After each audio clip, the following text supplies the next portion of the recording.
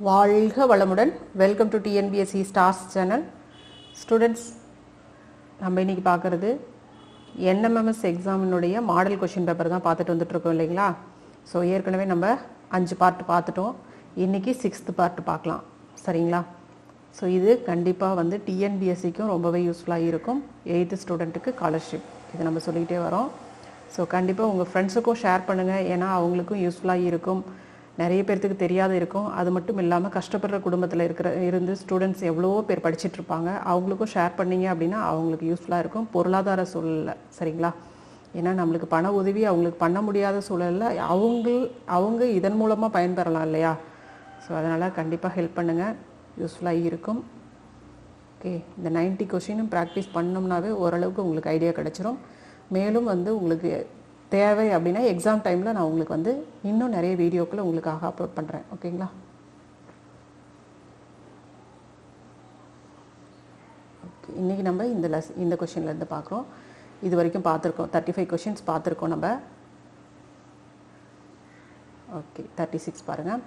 இதுக்கு 4 கொஷின் இதிலேருந்தே கேட்டிருக்காங்க, இந்த பேராகிராஃப்லேருந்து தான், சரியா. ஸோ இந்த பேராகிராஃபை நம்ம கவனமாக பார்க்கணும். கீழே குறிப்பிடப்பட்டுள்ள படங்கள் ஒவ்வொன்றும் 3 பொருள்களுக்கிடையே உள்ள தொடர்பை விளக்குவதாக அமைந்துள்ளன. ஒவ்வொரு வினாவும் கொடுக்கப்பட்டுள்ள படங்களுடன் தொடர்புடையது எனில் சரியான படங்களை தேர்ந்தெடுக்கவும். இந்த வினாக்கள் ஒவ்வொரு கொஷின்ஸுமே இந்த படங்களோட தொடர்புடையதாக இருக்குது, சரிங்களா. ஸோ இதை எப்படி வந்து லிங்க் பண்ணுறது, எப்படி தொடர்புடையதாக இருக்குது அப்படிங்கிறத நம்ம ஆப்ஷனில் சூஸ் பண்ணணும், சரிங்களா. ஃபஸ்ட்டு கொஷின் பாருங்கள். நிமிடம், நாள், மாதம் அப்படிங்கிறது, நிமிடம் அப்படிங்கிறோம், ஒரு நாள் அப்படிங்கிறது, ஒரு மாதம் அப்படிங்கிறது எல்லாமே எப்படி இருக்குங்க, ஒன்றுக்கு ஒன்று தொடர்புடையதாக இருக்குது, சரிங்களா. நிமிடம், நாள், மாதம் அப்படின்னு சொல்லிட்டு இது சின்னது பெருசு அப்படி வருது இல்லையா. ஸோ நம்மளுக்கு இந்த ஆப்ஷன் வரும், ஓகேவா. அப்போ நம்மளுக்கு இது ஆன்சர் என்னதுங்க, ஃபஸ்ட்டு தான், ஓகேவா. ஒன்றுக்கு ஒன்று உள்ள தொடர்புடையதாக இருக்குது. அடுத்து பாருங்கள். பெண்கள் ஆசிரியர்கள் மருத்துவர்கள், பெண்கள் ஆசிரியர்கள் மருத்துவர்கள் எல்லாமே ஒன்றுக்கு ஒன்று டச்சில் இருக்கக்கூடியவங்க, சரிங்களா. பெண்கள் ஆசிரியர்கள் மருத்துவர்கள் அப்படிங்கிறதுங்க எப்படின்னா இந்த ஆப்ஷன், ஓகேவா. ஸோ எல்லாமே வந்து எப்படி அப்படின்னா ஒன்றுக்கு ஒன்று ரிலேட்டட் தான். ஆசிரியர்கள்ட்ட தான் எல்லாருமே என்ன பண்ணுவோம், மருத்துவர்களாக இருந்தாலும் சரி பெண்களாக இருந்தாலும் சரி என்ன பண்ணுவோம், பாடம் கற்பிக்க முடியுங்களா. ஸோ எல்லாமே ஒன்றுக்கு ஒன்று தொடர்புடையது. அப்போ ஆப்ஷன் இந்த ஆப்ஷன் வரும். அப்போ ஆன்சர் 2 இது, ஓகேவா. அடுத்து பாருங்க. சதுரங்கம், டென்னிஸ், கோல்ஃப் மூணுமே வெவ்வேறு வகையான விளையாட்டுகள், சரிங்களா. செஸ், டென்னிஸ், கோல்ஃப் இது எல்லாமே வேற வேற மாதிரியான விளையாட்டுகள், தனித்தனியாக இருக்கிறது. ஸோ ஆன்சர் நம்மளுக்கு இது. அப்போ 5th இது, ஓகேவா. அடுத்து பாருங்க. தமிழ்நாடு, சீனா, இந்தியா, தமிழ்நாடு, சீனா, இந்தியா அப்படின்னு கொடுத்துருக்காங்க. இந்தியாக்குள்ளார தமிழ்நாடு இருக்கு, சரிங்களா.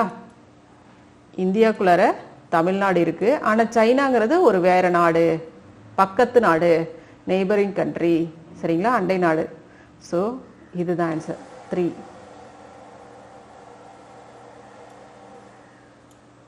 அடுத்து பாருங்க. கால்நடைகள், செம்மறியாடு, வெள்ளாடு இது எல்லாமே என்னதுங்க, விலங்குகளுடைய இனங்கள், விலங்கினங்கள் தான். ஸோ இதில் கால்நடை, வெள்ளாடு, செம்மறியாடு அப்படிங்கிறாங்க. கால்நடைகளுக்குள்ளார வெள்ளாடு, செம்மறியாடு இதெல்லாமே இதில் தான் அடக்கமாக வரும், சரிங்களா. ஸோ கால்நடைகள் அதுக்குள்ளார ஒரு பிரிவு தான் இது ரெண்டுமே. அப்போ ஆப்ஷன் எதுங்க, 4th. இதில் நம்மளுக்கு 4 எங்கே இருக்குது, 3rd ஆப்ஷனாக வச்சுருக்காங்க, ஓகேவா. புரிஞ்சிருக்குன்னு நினைக்கிறேன். இந்த மாதிரியும் நம்மளுக்கு இதெல்லாம் ஈஸி, ரொம்ப ஈஸி, எவ்வளோ ஈஸியாக இருக்குது பாருங்கள். ஸோ அட்டன் பண்ணாத மட்டும் விட்டுறாதீங்க, கண்டிப்பாக அட்டன் பண்ணுங்கள். அடுத்து பாருங்கள். கீழே கொடுக்கப்பட்டுள்ள படத்தில் வட்டம் என்பது கிராமப்புற மக்களையும், சரிங்களா, வட்டம் அப்படிங்கிறது என்னதுங்க, கிராமப்புற மக்களையும், செவ்வகம் அப்படிங்கிறது படித்தவர்களையும், முக்கோணம் அப்படிங்கிறது வேலை இல்லாதவர்களையும், சரிங்களா. முக்கோணம் அப்படிங்கிறது என்னது, வேலை இல்லாதவர்களையும் குறிக்குது. பின்வரும் நாட்களுக்கு இதை வச்சு நம்ம ஆன்சர் பண்ணணும். கிராமப்புறத்தில் உள்ள படித்தவர்களை குறிப்பது. கிராமப்புறத்தில் உள்ள படித்தவர்களை மட்டுமே குறிப்பது. இங்க என்ன கொடுத்திருக்காங்க? செவ்வகம் அப்படிங்கிறது தான் என்னதுங்க? படித்தவர்கள். இங்க வட்டம் அப்படிங்கிறது கிராமப்புற மக்கள். அப்ப கிராமப்புறத்தில் உள்ள படித்தவர்கள் அப்படின்னு நம்மளுக்கு கொஸ்டின் கேட்டிருக்காங்க. இப்ப இங்க பாருங்க, வட்டம் அப்படிங்கிறது என்னதுங்க? கிராமப்புற மக்களை சொல்லுவாங்க. செவ்வகம் அப்படிங்கிறது படித்தவர்களை சொல்றோம். அப்ப இதுக்குள்ளார வர்ற அந்த படித்தவர்கள் யாரு அப்படின்னு பாருங்க. சரிங்களா? இதுல யார் படித்தவர்கள் அப்படின்னு பார்த்தோம்னா GC. இந்த செவ்வகத்துக்குள்ளார இருக்கிறவங்க தான் படித்தவங்க. அதுலயும் கிராமப்புறத்துல இருந்த படித்தவர்கள் அப்படின்னு கேக்குறாங்க. கிராமப்புறத்தில் இருக்கக்கூடியவர்கள் யாருங்க? வட்டத்துக்குள்ளார இருக்கிறவங்க. செவ்வகத்துக்குள்ளார இருக்கிறவங்க யாருங்க? படிச்சவங்க. சோ படிச்சவங்க அப்படின்னு பார்த்தோம்னா இந்த வட்டத்துல இன்க்ளூட் ஆகணும் அவங்க. அப்ப யாரு? GC. இது ரெண்டு தான் படித்தவர்கள். சரியா? கிராமப்புறத்தில் படித்தவர்கள். ஓகேவா? ரொம்ப கூர்மையா பார்த்தா புரியும். கிராமத்தில் உள்ள படித்த வேலை இல்லாதவர்களை குறிப்பது. இங்க வேலை இல்லாதவர்களை குறிப்பது எதுங்க? முக்கோணம். சரிங்களா?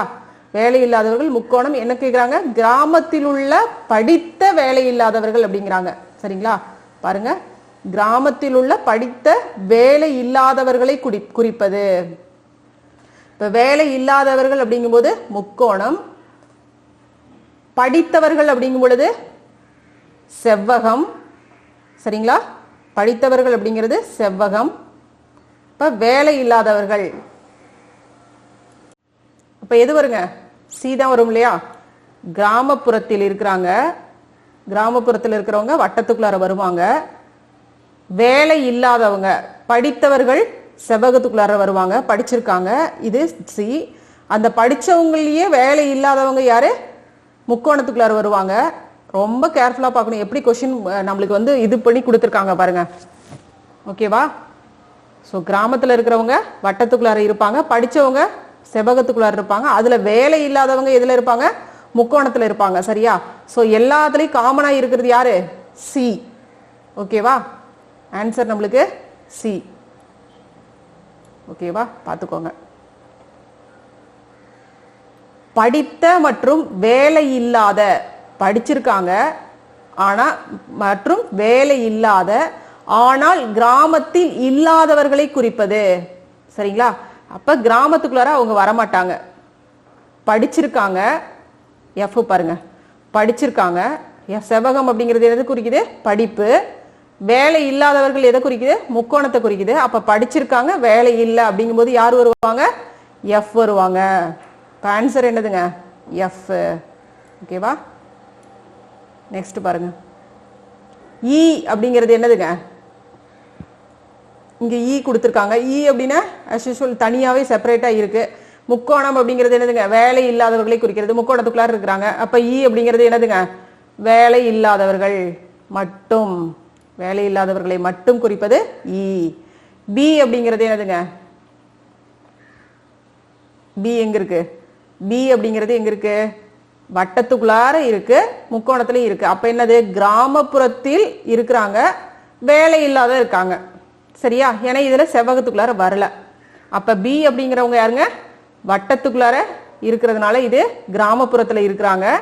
இங்க முக்கோணத்துக்குள்ளார வெளியில வர்றதுனால இவங்க வேலை இல்லாத இருக்கிறாங்க. சரிங்களா? அப்ப கிராமப்புறத்தில் வேலை இல்லாதவர்கள் அப்படிங்கிற இதுல வரும்.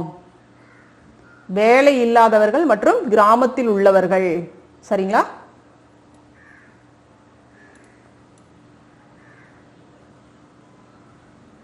அடுத்து பாருங்க, பிளஸ் என்பதை இன்டூ எனவும் மைனஸ் என்பதை வகுத்தல் எனவும், இன்டூ அப்படிங்கிறத அதாவது பெருக்கல்குரிய கழித்தல் அப்படின்னும் வகுத்தலை வந்து கூட்டல் அப்படின்னும் குறிச்சா என்ன வரும் அப்படின்னு கேட்குறாங்க. அப்போ இந்த இடத்துல எல்லாத்தையும் நம்ம என்ன பண்ணணும்? தனியாக எடுத்து எழுதணும்னா நம்மளுக்கு ஈஸியாக புரியும். இப்போ இந்த இடத்துல கூட்டல் இருக்கு, கூட்டலுக்கு பதிலாக என்ன போட சொல்றாங்க? பெருக்கல் குறி போட சொல்றாங்க. இந்த இடத்துல அடுத்தது 12 எழுதிக்கோங்க. 12 போட்டு அடுத்தது இங்க மைனஸ் இருக்கு, மைனஸ்க்கு பதிலாக இங்க என்ன போட சொல்றாங்க? வகுத்தல் போட சொல்றாங்க. ஓகேவா? அடுத்தது இன்டு, அதாவது பெருக்கல் அப்படிங்கிறது என்ன போட சொல்றாங்க? இந்த இடத்துல நம்மளுக்கு அடுத்து என்ன வருமோ அதை மட்டும் போடலாம். சரியா? இப்ப நம்ம கழித்தலுக்கு பதிலாக என்ன போட்டுக்கிட்டோம்? வகுத்தல் போட்டுக்கிட்டோம். அடுத்தது 6 எடுத்து போடுங்க. 6 போட்டுக்கிறீங்க. இங்கே என்ன கொடுத்துருக்காங்க? வகுத்தல் கொடுத்துருக்காங்க. வகுத்தலுக்கு பதிலாக என்ன போட சொல்கிறாங்க?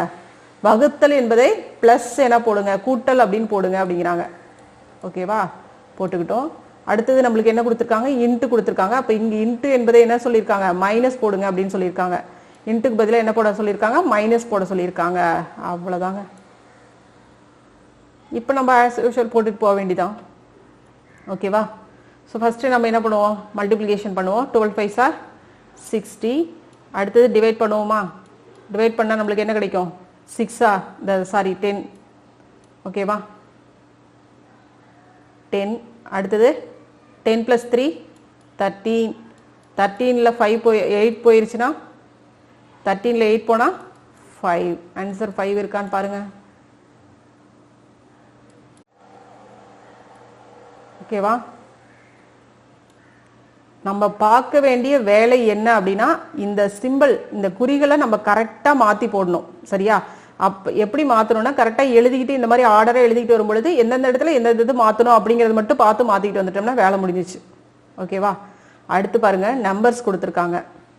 இப்போ 2 என்பதை 4 அப்படின்னும், 3 என்பதை 2 எனவும், 4 என்பதை 8 எனவும், 8 என்பதை 3 எனவும் கொண்டால் என்ன வரும் அப்படிங்கிறாங்க. இப்போ 4 அப்படிங்கிறது என்னவா மாற்ற சொல்கிறாங்க? 4 அப்படிங்கிறது என்னவா மாற்ற சொல்கிறாங்க? 8 அப்படின்னு போடுங்கிறாங்க. 4க்கு பதிலாக ஃபர்ஸ்ட் எடுத்தோடனே நம்ம என்ன போடுறோம்? 8 அப்படின்னு போட்டுக்கிறோம். ஓகேவா? அடுத்தது நம்ம குறிகள் எல்லாம் மாற்றணும்னு அவசியம் இல்லை இந்த இடத்துல. அடுத்தது 3 அப்படிங்கிறது என்னவா மாற்று அப்படிங்கிறாங்க. 3 என்பதை என்னவா மாற்றணுன்றாங்க? 2 அப்படின்னு மாற்றணும்னு சொல்கிறாங்க. ஓகேவா? அடுத்தது ப்ளஸ் போட்டுக்கோங்க. 2 அப்படிங்கிறத என்னவா மாற்ற சொல்கிறாங்க? 4 அப்படின்னு மாற்ற சொல்கிறாங்க. கன்ஃபியூஸ் பண்ணிக்காதீங்க, அவ்வளோதான். கரெக்டாக ஞாபகத்தில் வச்சுக்கோங்க. இதை போட்டிங்க அப்படின்னா கிளியர் பண்ணிக்கோங்க இந்த இடத்த. அடுத்தது இன்ட்டு 8 என்பதை என்னவா மாற்ற சொல்கிறாங்க? 3ன்னு மாற்ற சொல்கிறாங்க. அவ்வளோதான். ஓகேங்களா? இப்போ என்ன பண்ணுறோம்? ஃபஸ்ட்டு மல்டிப்ளிகேஷனுக்கு வருவோம், அடுத்தது டிவிஷன், அடுத்தது ஆட் பண்ணிக்குவோம். ஓகேவா? ஸோ இப்போ 4 3 சார் எவ்வளோங்க? 12. இங்கே 8ஐயும் 2ஐயும் டிவைட் பண்ணோம்னா நம்மளுக்கு எவ்வளோ கிடைக்குங்க? 4. ஓகே, அப்போ டோட்டலாக நம்மளுக்கு 16. ரைட்டா? ஸோ இதில் நம்ம ரொம்ப பார்க்க வேண்டிய விஷயம் அப்படின்னு பார்த்தோம்னா, நம்மளுக்கு உன்னிப்பாக பார்க்கறது இங்கே இருக்கிற நம்பரை கரெக்டாக இந்த இடத்துல கொண்டு வந்து போடணும். கொஞ்சம் பண்ணிங்க அப்படின்னாலும் தப்பாயிரும் ஆன்சர். ஏதாவது ஒரு நம்பர் மிஸ் பண்ணி அப்படி இப்படி பண்ணிங்கனாலும் அதுக்கு ரிலேட்டடாக நம்மளுக்கு ஆன்சர் கொடுத்துருப்பாங்க. சரி, ஓகே, இதுதான் கரெக்டாக இருக்குது அப்படின்னு நம்ம போட்டு போயிடுவோம். ஓகேவா? ஸோ அதனால் கேர்ஃபுல்லாக பாருங்கள். அடுத்து பாருங்கள், இந்த இடத்துல சிம்பிள், அதாவது என்ன இந்த இது இருக்கோ அதுக்கு பதிலாக இதை மாற்ற சொல்கிறாங்க. சரிங்களா? இப்போ 5. ஓகே, இதில் ஆல்ஃபா பீட்டா காமா டெல்டா அப்படின்னு கொடுத்துருக்காங்க இல்லையா? ஆல்ஃபா அப்படிங்கிறது ப்ளஸ் அப்படின்னும், பீட்டா அப்படிங்கிறது மைனஸ் அப்படின்னும், காமா அப்படிங்கிறது இன்ட்டு, டெல்டா அப்படிங்கிறது வகுத்தல் அப்படின்னும் எடுத்துக்கிட்டோம்னா என்ன வேல்யூ அப்படின்னு நம்மளுக்கு கேட்குறாங்க. பாருங்க, ஃபஸ்ட்டு 5. இப்போ என்ன கொடுத்துருக்காங்க? ஆல்ஃபா. ஆல்ஃபாக்கு பதிலாக என்ன கொடுத்துருக்காங்க? ப்ளஸ் போடுங்க. அடுத்தது 3. இங்கே என்ன கொடுத்துருக்காங்க? காமா கொடுத்துருக்காங்க இல்லையா? காமாக்கு பதிலாக இன்ட்டு. ஓகேவா? காமாக்கு பதிலாக இன்ட்டு. அடுத்தது 4 போடுங்க. இங்கே என்ன கொடுத்துருக்காங்க? டெல்டா. டெல்டாக்கு பதிலாக என்ன போட சொல்லியிருக்காங்க? இங்கே டிவைட்.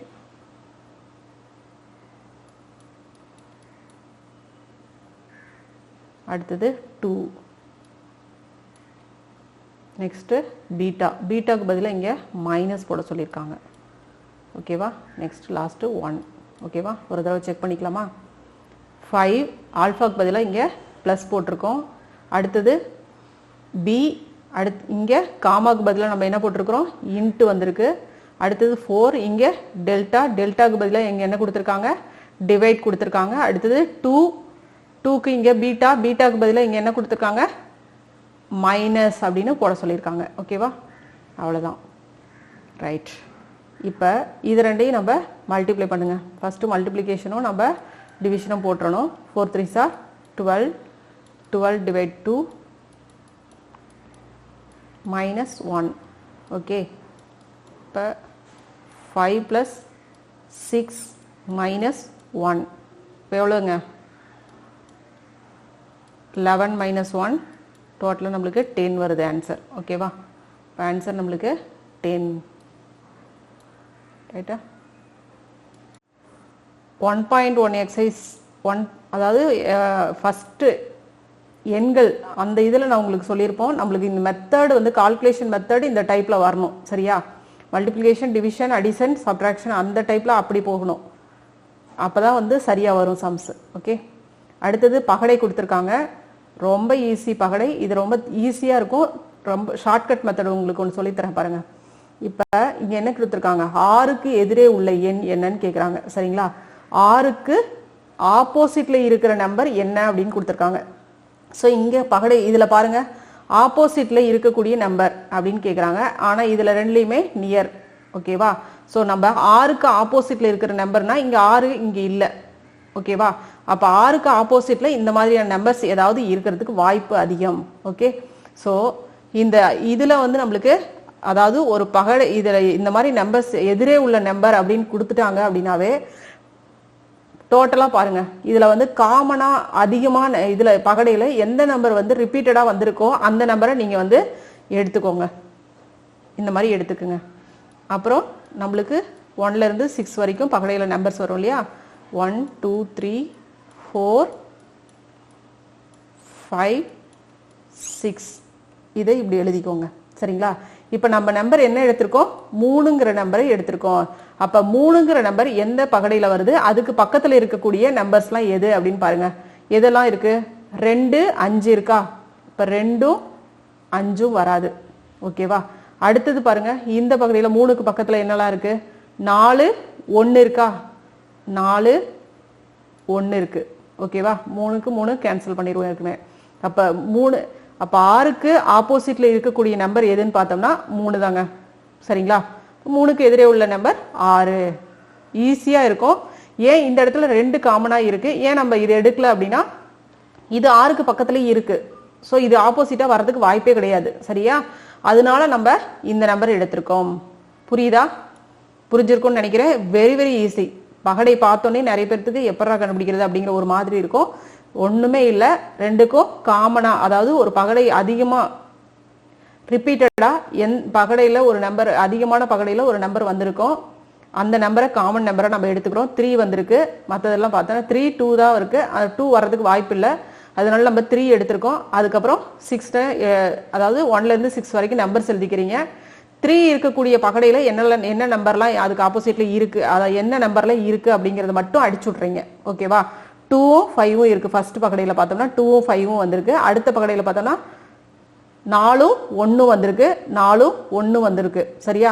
ஸோ இது எல்லாத்தையும் கேன்சல் பண்ணோம்னா நம்மளுக்கு மிச்சம் இருக்கிறது பார்த்தோம்னா 6 தான் இருக்கு. அப்போ 6க்கு ஆப்போசிட்ல இருக்கிறது 3 அப்படிங்கிறத நம்ம ஈஸியாக கண்டுபிடிச்சிடலாம். ஓகேவா? அடுத்து பாருங்க, எக்ஸ் என்ற நிலையில் அடிப்பக்கத்தில் உள்ள எண் என்ன அப்படிங்கிறாங்க. எக்ஸ் என்ற நிலையில் இந்த எக்ஸ், ஓகேவா, இந்த பகடையில்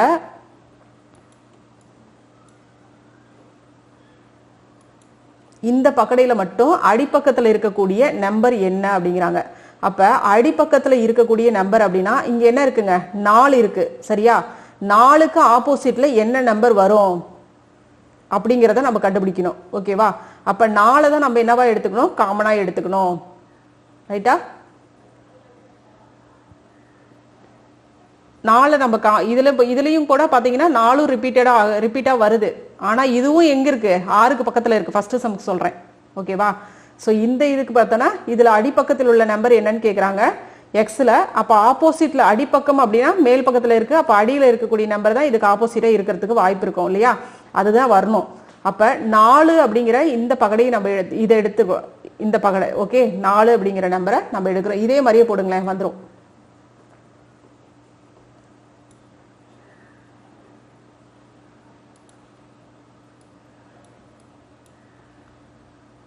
ஸோ 4க்கு ஆப்போசிட்டில் என்ன நம்பர் இருக்கும் அப்படின்னா இது இதுக்கு வந்து 3-4 டைப் இருக்குது. இப்போ எப்படி வேணாலும் போடலாம்.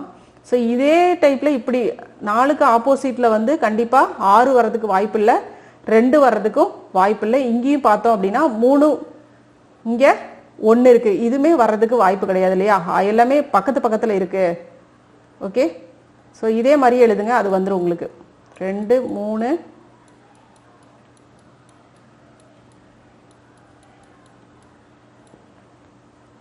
ஸோ இது எக்ஸ் மட்டும்தான் நம்மளுக்கு கேட்குறாங்க. ஆனாலும் நம்ம இதை கம்பேர் பண்ணி பார்க்கும் பொழுது இந்த மாதிரி டிவைஸ் அதை இப்படியெல்லாம் இருக்குது அப்படிங்கும்போது நம்மளுக்கு அது வந்து ஈஸியாக புரியறதுக்கு இதையும் எடுத்துக்கிறதுல தப்பு இல்லை. ஏன்னா இங்கே 4 வருது, அடுத்தது இங்கே பார்த்தோம்னா 3 வருது, இங்கே 1 வருது. ஸோ எப்படி வரும் ஆப்போசிட்டில், இதெல்லாம் வர்றதுக்கு வாய்ப்பு இல்லை அப்படிங்கிறது தெரிஞ்சுக்கலாம். இப்போ 4 எடுத்துக்கிறீங்க. இந்த இதில் வந்து எந்தெந்த நம்பர் இருக்குன்னு பாருங்கள். அதாவது இந்த பக்கடையில் எதெல்லாம் இருக்கோ அதை கேன்சல் பண்ணுறோம். 2 6 2 6 இருக்குது. இந்த பக்கடையில் பார்த்தோம்னா 3யும் 1 இருக்குது, 3யும் 1ம் இருக்குது. இப்போ மிச்சம் இருக்கிறது 5 தான் இருக்குது. ஓகேவா, இது காமனாக இருக்கக்கூடிய பகடையில் நம்ம ஆப்போசிட் நம்பர் கண்டுபிடிக்கிறோம் 4க்கு. இப்போ நம்மளுக்கு எக்ஸ் அப்படிங்கிறது மட்டும் நம்மளுக்கு கேட்குறாங்க. ஸோ இது கொஞ்சம் குழப்பிட்டேன், இதை கன்சிடர் பண்ணாதீங்க. இது நம்ம டோட்டலாக இருக்கக்கூடிய 3 பகடையில் இருந்து 4க்கு ஆப்போசிட்டில் என்ன நம்பர் இருக்குது அப்படிங்கிறத நம்ம பார்த்தோம். சரியா, இப்போ நம்ம எக்ஸ் என்ற பகடையில் மட்டும் என்ன ஆப்போசிட் நம்பர் இருக்குது அப்படிங்கிறத கண்டுபிடிக்கிறதுக்கு இங்கே என்னென்ன நம்பர் இருக்குது, 6 4 2 இருக்குது. ஓகேங்களா, 6 4 2 இருக்குது. 4ங்கிறது டாப்பில் இருக்குது. ஓகே, அப்போ இதுக்கும் எதிர்பக்கத்தில் இருந்தால் தான் அந்த நம்பர் தான் என்னவா இருக்கும், அடிப்பக்கத்தில் உள்ள எண்ணாக இருக்கும். சரிங்களா, இது மேல் பக்கம், இது அடிப்பக்கத்தில் உள்ள நம்பர், இந்த நம்பராக தான் இருக்கணும். அப்போ 4 இருக்குது, அடுத்தது இங்கே 3 இருக்கும், இங்கே 2 இருக்குது, 2க்கு அடுத்தது இங்கே வர்றதுக்கூடிய நம்பர் 1, இங்கே 5. ஓகேங்களா, அப்போ 4க்கு எக்ஸாக்ட் ஆப்போசிட்டில் இருக்கக்கூடிய நம்பர் என்னது, 1. இது ஒரு மெத்தட். ஓகேங்களா, ஸோ இப்படி தான் போடுறீங்க. இப்படி போட்டு பார்த்தீங்க அப்படின்னா உங்களுக்கு புரிஞ்சிடும். ஸோ இது நம்மளுக்கு கொடுத்துருக்காங்க இல்லையா, மேல் பக்கத்தில் டாப்பில் இருக்கக்கூடிய நம்பரை டாப்பில் போட்டுக்குங்க. அடுத்தது நம்மளுக்கு அப்படியே ரவுண்டில் நம்பர் வரும். சரியா, ஸோ கொடுத்துருக்கிற நம்பரை நம்ம இந்த ஆர்டரில் எழுதுகிறோம். இங்கே தான் 3 வரும். ஓகே, ஸோ அடுத்தது இங்கே 1 வரும், இங்கே 5 வரும். ஓகேவா, ரைட்.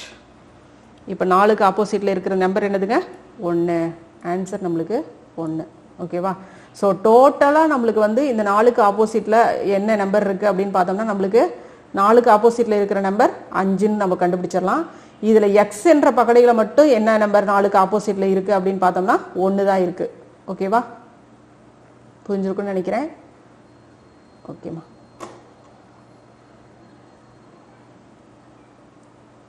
Okay, thank you.